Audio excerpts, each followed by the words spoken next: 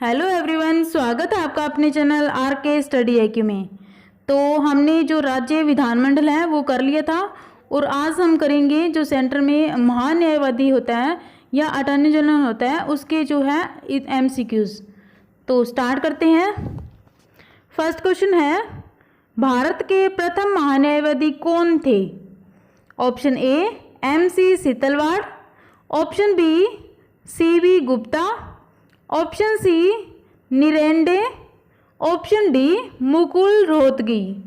तो right option is A MC Setalvad, जो भारत के प्रथम महान्यायवादी थे, अटॉर्नी जनरल थे।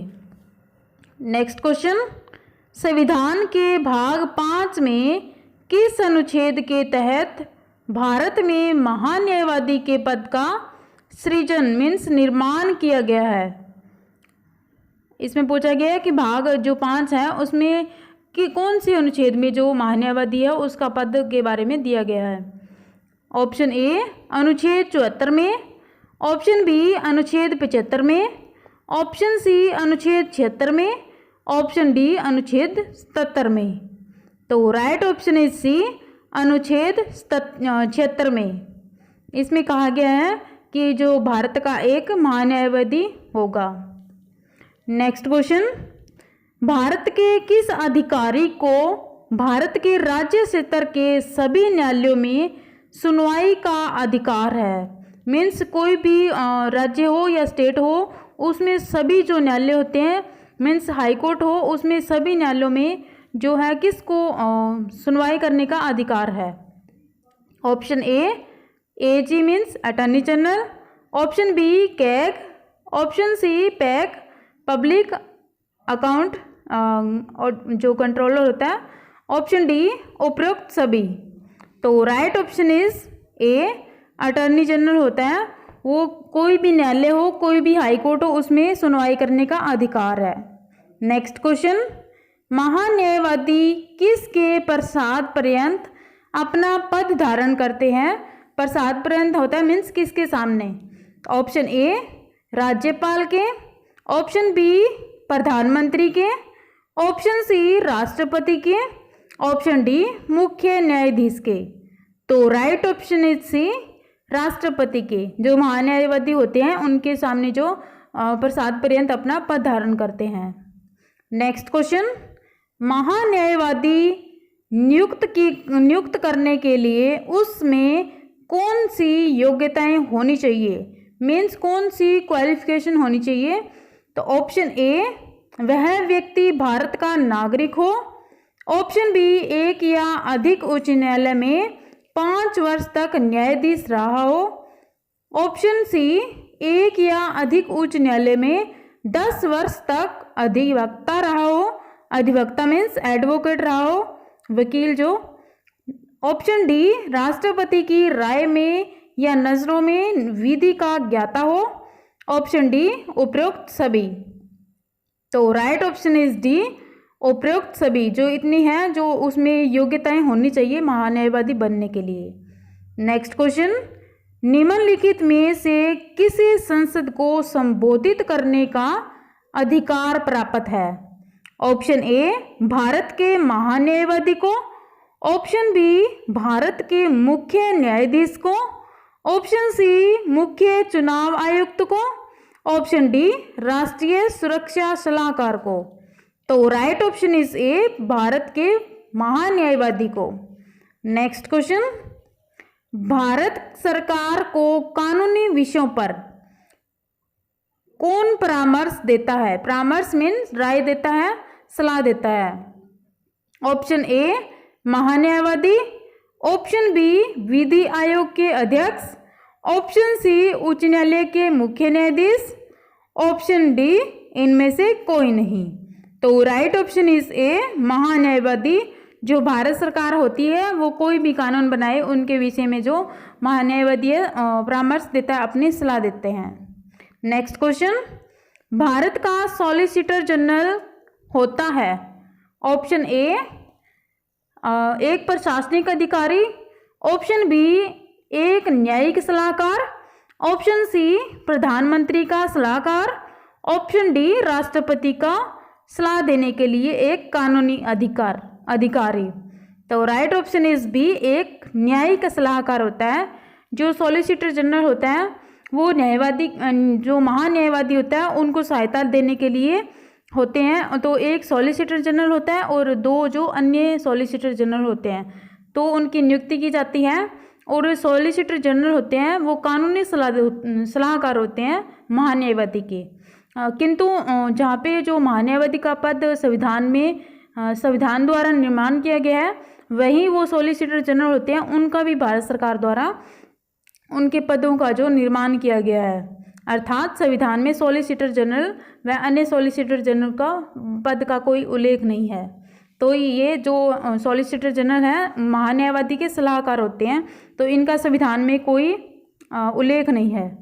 नेक्स्ट क्वेश्चन, निम्नलिखित में से किसी संसद के दोनों सदनों में बोलने, अन्य कार्रवाइयों में सम्मिलित होने मीन्स शामिल होने एवं किसी भी संसदीय कमेटी का सदस्य होने का अधिकार तो है, परंतु उसे वोट देने का अधिकार नहीं है।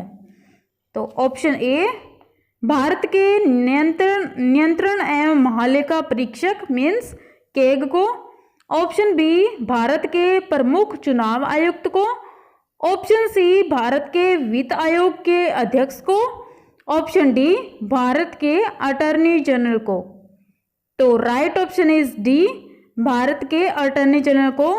जो है कोई भी संसद है, संसद के दोनों सदनों में बोलने का अधिकार है, कार्यवाही में शामिल होने का अधिकार है, परंतु उसे जो वोट देने का अधिकार नहीं है। नेक्स्ट क्वेश्चन, भारत के प्रथम विधि अधिकारी के रूप में कौन जाना जाता है? ऑप्शन ए, भारत का मुख्य न्यायाधीश। ऑप्शन बी, भारत का महानियंत्रक। ऑप्शन सी, भारत का महान्यायवादी। ऑप्शन डी, विधि सचिव। विधि मीन जो कानून सचिव होता है, कानून बनाने वाले। तो right option is C, Bharat का महान्यायवादी जो विधि अधिकारी होता है। नेक्स्ट क्वेश्चन, संसद के किसी सदन के सदस्य न होने पर भी सदन की बैठक में कौन भाग ले सकता है?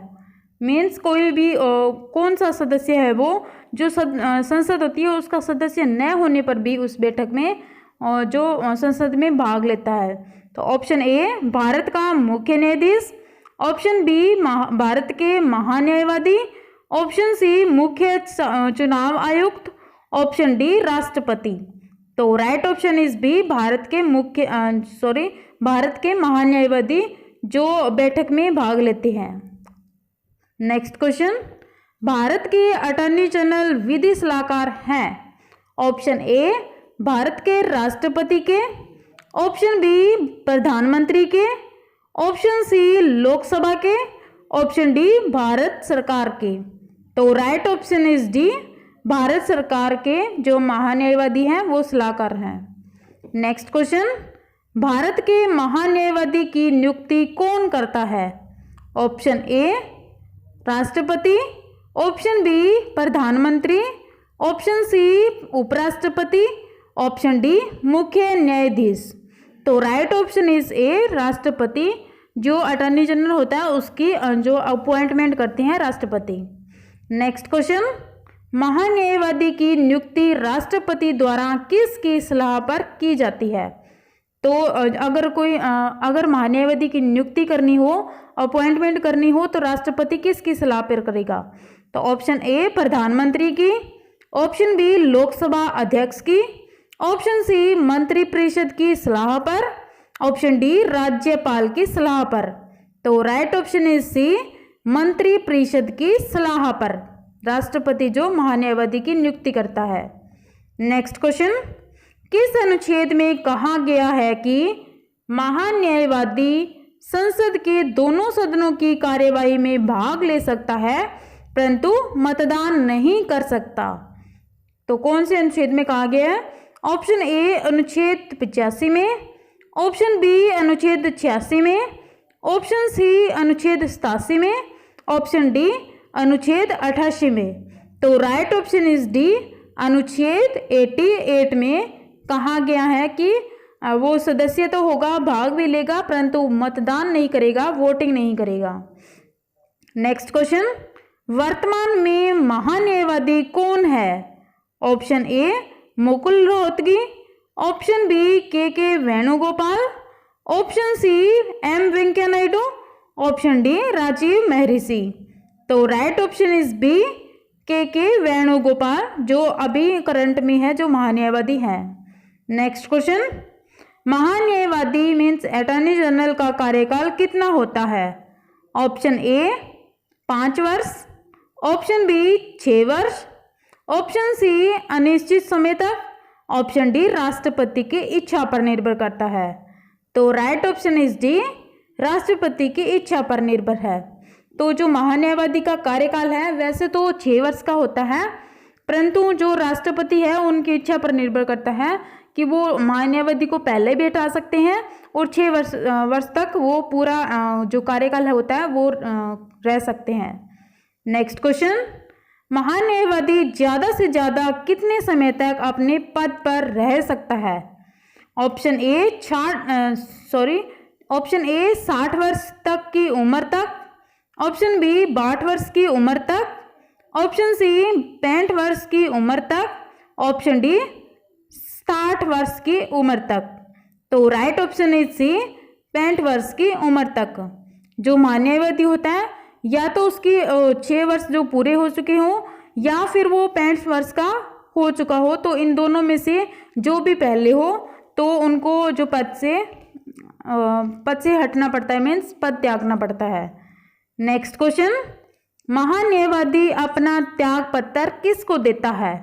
ऑप्शन ए राष्ट्रपति को, ऑप्शन बी प्रधानमंत्री को, ऑप्शन सी राज्यपाल को, ऑप्शन डी मुख्य न्यायाधीश को। तो राइट ऑप्शन इज ए, राष्ट्रपति को। जो महान्यायवादी होता है वो अपना पद जो त्याग पत्र है अपने पद से पहले भी दे सकता है राष्ट्रपति को। तो ये थे आज के जितने भी महान्यायवादी के इम्पोर्टेंट क्वेश्चन थे। तो ये जो क्वेश्चन है आप ध्यान से कर लेना, इतने क्वेश्चन आपको शायद ही कहीं मिल सकेंगे। तो प्लीज़ वीडियो को शेयर करें, लाइक करें, चैनल को सब्सक्राइब करें। Thank you so much for discussion.